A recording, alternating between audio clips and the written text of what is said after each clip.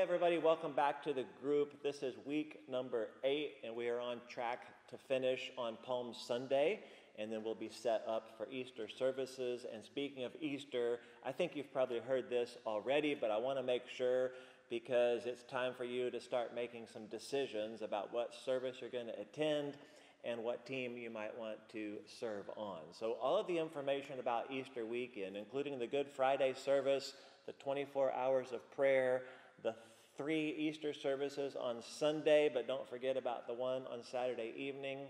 All that information is on the website, christchurchcamden.com. There'll be a tab for Easter, so go there, sign up for prayer, and join a serve team. So this week, number 8, last week we were in the middle of chapter 3, and we kind of stopped right in the middle of a thought. And the thought was basically Paul saying anything that we think that makes us right with God that doesn't include the very simple act of faith in Jesus alone can be thrown in the trash. And I've heard from quite a few of you that you were grateful to have learned a new, colorful word that not many people really know is a colorful word. So tuck that away and pull that out when necessary. But the main point of where we left off last week is that a righteousness of our own is no good with God. We need a righteousness that comes from God through faith. Now this week, we're going to finish out the chapter, and there's a whole lot that's packed into this really small section that goes from where we left off up to where we'll be next week in chapter 4. But we read this last week in verse number 8. Paul says that he wants to know Christ Jesus. He says it again in verse 10. Hey, I want to know Christ. In other words, I'm focused on that. And the phrase that we're really going to drill down on is this one, where Paul says, I'm going to press on, I'm going to strive to take hold of that.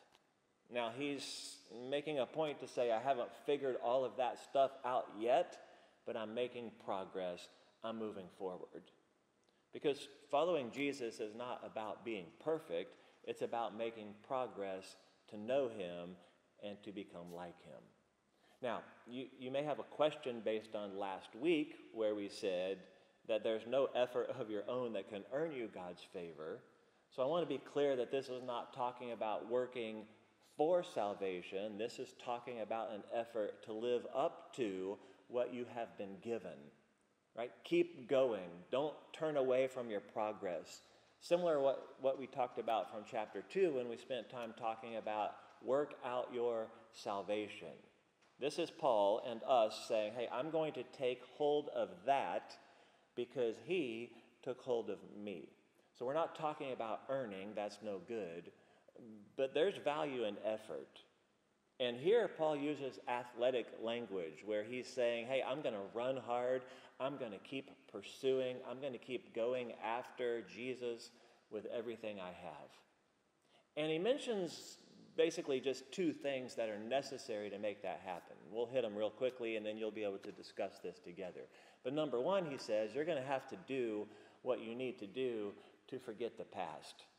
And that includes a lot of different things. I mean, it includes your mistakes, your intentional wrongs. It includes that long list of things that Paul laid out that he thought were really good things, right? Your achievements. And when we take that backward glance over the shoulder or we look in the rearview mirror, it slows you down and it distracts you from what is ahead. It's probably good news for most of us that our past doesn't determine the future, which is the second thing he kind of highlights, which is to stay focused on what's in front of you, right? The goal of knowing Jesus. So there's a lot to talk about here. I'm only touching in some minor ways on all of this, but Paul wants us to be motivated and inspired to make every effort to know Jesus. And maybe this question might help you. You know, we talk a lot about taking your next step. I love that language. And instead of feeling overwhelmed like you're not moving fast enough or making enough progress like you think you should or other people think you should, what is the next thing you could do? Specifically, what is one change you might be able to make to pursue the one thing, as Paul calls it, that he says matters the most? It's likely going to be something you cut away or something that you need to add. Whatever it is, just take one step, and one step followed by another step is called walking, and before you know it, you'll be running after Jesus.